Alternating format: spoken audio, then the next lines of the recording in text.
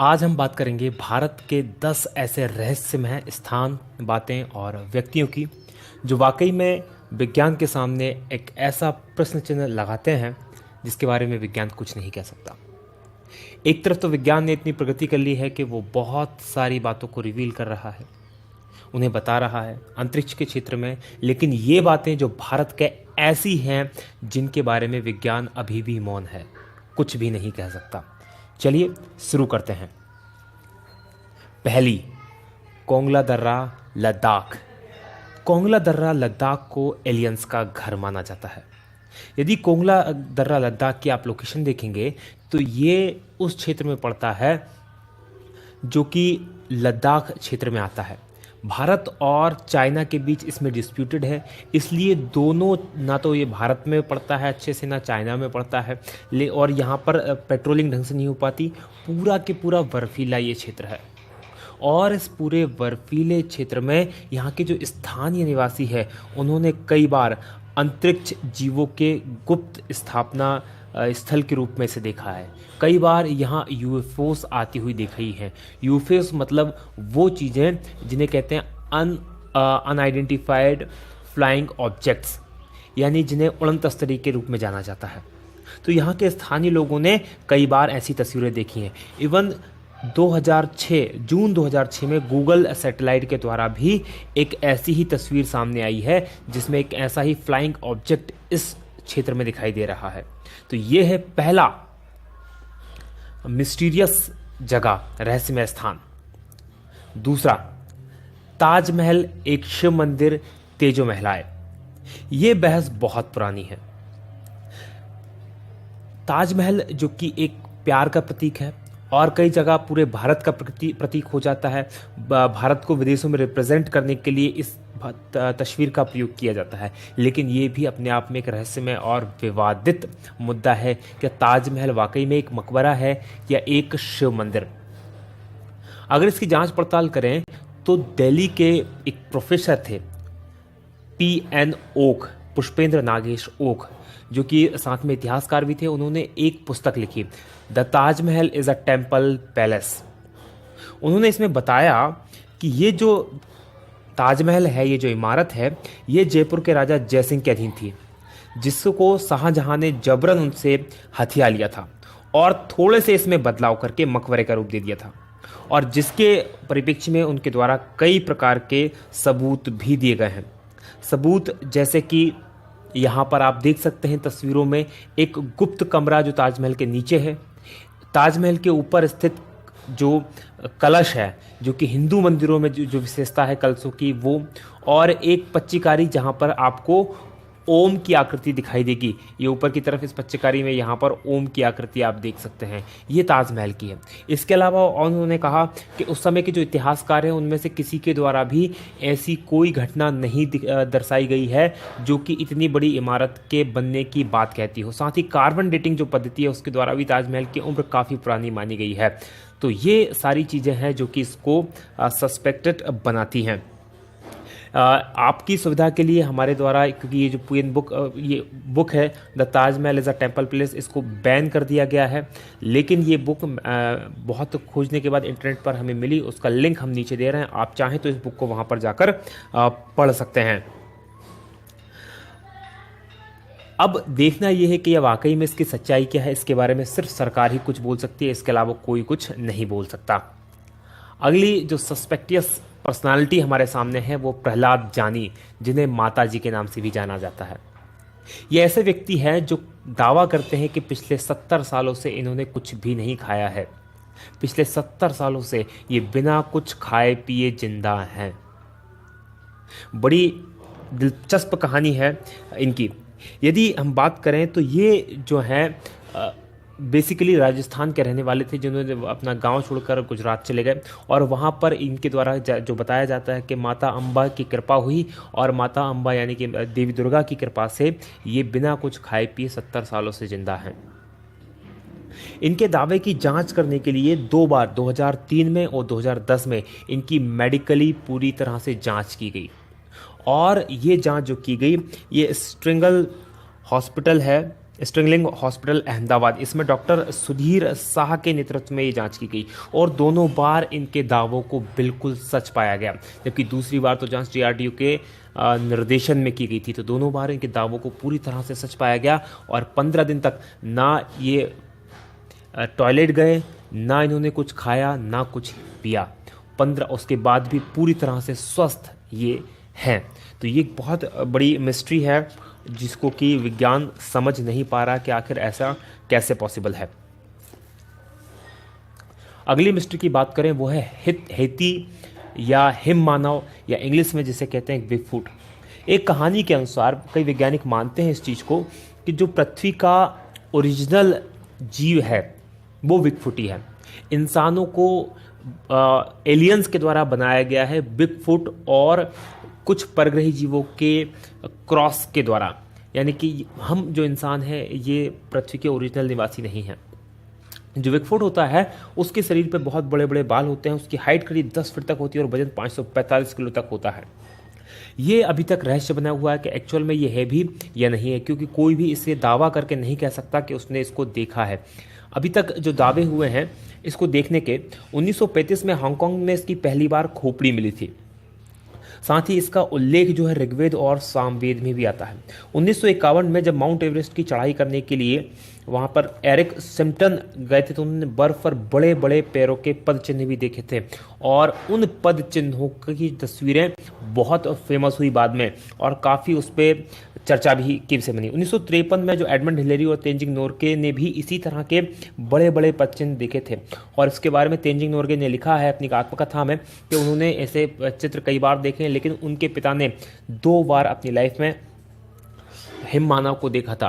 हालांकि तेंजिंग नोरगे ने ये दावा नहीं किया कि उन्होंने देखा था, उनके पिता का दावा करते हैं कि उनके पिता ने इसको देखा था। तो ये अभी भी वाकई में एक बहुत बड़ा रहस्य है कि वाकई में हिम मानव होता है या नहीं होता।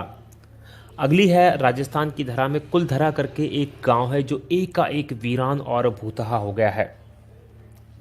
ये जो गांव है राजस्थान के जैसलमेर जिले में स्थित है।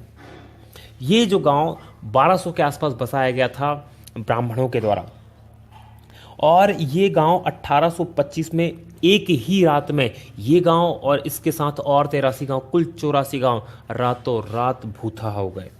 इसके बारे में जो कहानी है वो कुछ इस तरह से है।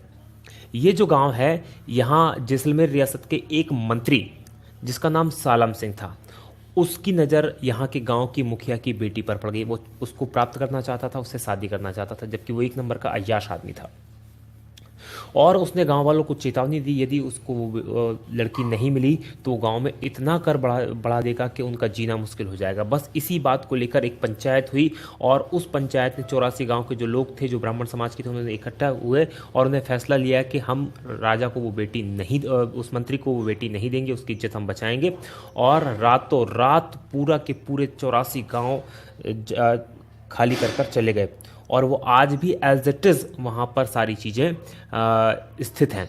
तो ये एक मिस्ट्री है कि रातों रात, और उसके बाद उनका ना तो ये पता चला कि वो कहाँ गए, ना ये पता चला कि वो कहाँ पर हैं। लेकिन जाते समय में उन्होंने इस गांव को कभी ना बसने का श्राप दिया और अभी तक ये गांव कभी भी नहीं बस पाया। 1-2 बार बीच में कुछ लोगों ने यहाँ रहने की हिम्मत की है, लेकिन उनकी भी यहाँ पर वो रह नहीं पाए, कभी भी इसको बस नहीं पाया। अगली है 6वां नंबर पे मैग्नेटिक हिल लेह। ये एक बहुत बड़ा रहस्य है। मैग्नेटिक हिल जो है लेह के अंदर, कश्मीर के अंदर स्थित है। जहाँ पर यदि आप देखेंगे किसी ढलान पर आप गाड़ी खड़ी कर दें तो आप पाएंगे यदि आपने गाड़ी में हैंड ब्रेक या गियर नहीं लगाया है तो गाड़ी नीचे की ओर लुढ़क जाएगी या नीचे की ओर लुढ़केगी। लेकिन यहाँ पर इसका उल्टा होता है। यदि गाड़ी आपने न्यूट्रल में या बिना ब्रेक के या बिना न्यूट्रल में खड़ी कर दी तो यहाँ गाड़ी ढलान के नीचे की ओर न लुढ़कते हुए ऊपर की ओर खींचेगी और लगभग वो भी 20 किलोमीटर प्रति घंटे की रफ्तार से तक ऊपर जा सकती है। तो बहुत बड़ा एक ये रहस्य बना हुआ है। कहा जाता है कि यहाँ बहुत बड़ा मैग्नेटिक फील्ड है जो गाड़ियों को, क्योंकि वो आयरन की बनी होती है और लोहा जो होता है आयरन को खींचता है, इसलिए वो इसे अपनी ओर खींचती है। तो ये भी एक बहुत बड़ा रहस्य है। आप इन सब चीज़ों को गूगल पर देख सकते हैं, इनके बारे में पढ़ सकते हैं बहुत ईजिली। जितनी भी मैं चीज़ें बता रहा हूँ सब के सब गूगल के बेस में इनके ऊपर बहुत विस्तार से लिखा हुआ, आप इसको देख सकते हैं। अगला है 7वां नंबर का जातिंगा। जातिंगा है असम में और ये है पक्षियों का आत्महत्या स्थल। यहाँ पर पक्षी आत्महत्या करते हैं और बहुत बड़ी तादाद में करते हैं, इसलिए ये एक बहुत बड़ा प्रश्न चिन्ह बना हुआ विज्ञान के लिए भी। होता क्या है, मानसून के बाद जब सितंबर और अक्टूबर के महीने में रात के समय खासकर 6 बजे से 9:30 बजे के बीच में कई पक्षी यहाँ पर क्या होते हैं, जो प्रवासी पक्षी आते हैं या स्थानीय पक्षी भी जो होते हैं, शहर में जो या गांव जिसे कहा जाए उसमें जो लाइटें लगी उनकी ओर आकर्षित होते हैं और टकराकर मर जाते हैं। और ये घटना खासकर सितंबर और अक्टूबर में ही होती है, इसलिए बहुत बड़ा रहस्य का विषय बना हुआ है। इस पर कई समय तक रिसर्च की गई, लेकिन कुछ भी समझ में नहीं आ रहा कि आखिर ऐसा क्यों होता है।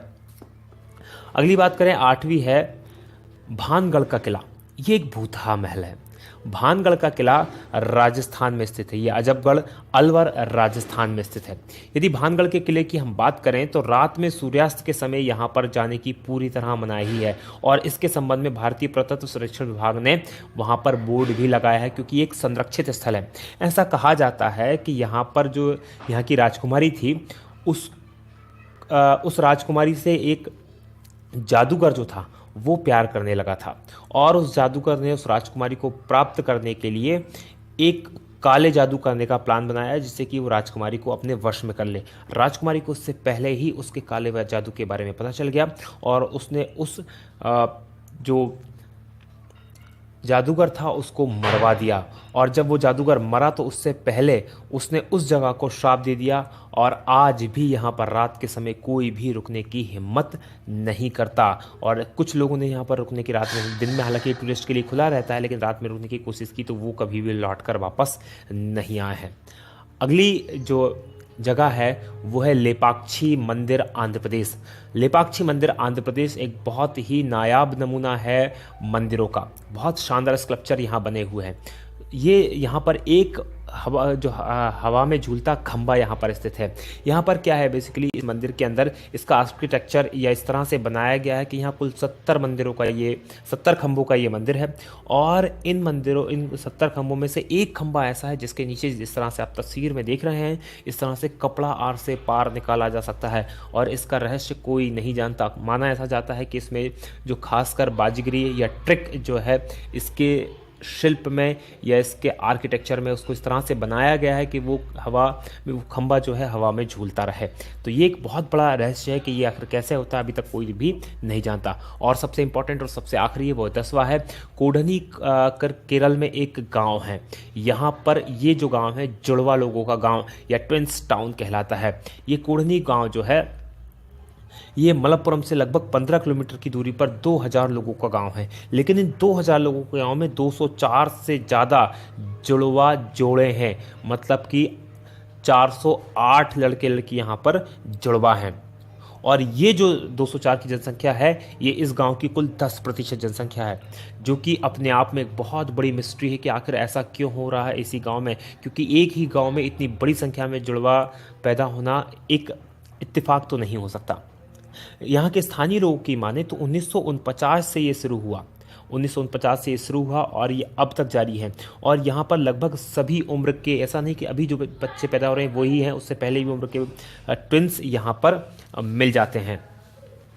और इसके बारे में सबसे बड़ी बात यह है कि यहाँ पर कई बार वैज्ञानिकों की टीमें आई, उन्होंने रिसर्च की और अभी तक उसका कोई भी पता नहीं लगा पा रहे हैं कि आखिर ऐसा क्यों होता है। इवन यहाँ की कोई लड़की अगर बाहर भी शादी करती तो वहाँ भी उनको भी जुड़वा बच्चे पैदा होने की संख्या अधिक होती है, और बाहर की लड़की अगर इस गाँव में शादी करती है तो उसको भी जुड़वा बच्चे पैदा होने की ज़्यादा चांसेस होते हैं। तो ये एक बहुत बड़ी मिस्ट्री है जिसको सुलझा पाना विज्ञान के लिए अभी पॉसिबल नहीं हुआ है। आपको हमारा वीडियो कैसा लगा इसे प्लीज़ सब्सक्राइब करें। अगर आपको अच्छा लग रहा है हमारा वीडियो तो इसको लाइक करें, हमारे चैनल को सब्सक्राइब करें। इसी तरह के बहुत सारे वीडियो आप देख सकते हैं, नीचे की तरफ 3 वीडियो हैं, इनमें से भी आप जरूर देखें और हमें कमेंट करके ज़रूर बताएं। जब तक आप इन चीज़ों को सब्सक्राइब करते हैं, लाइक करते हैं, कमेंट करते हैं, तब तक हम बनाते हैं आपके लिए दूसरे वीडियो। आप देखते रहिए। जय हिंद, जय भारत।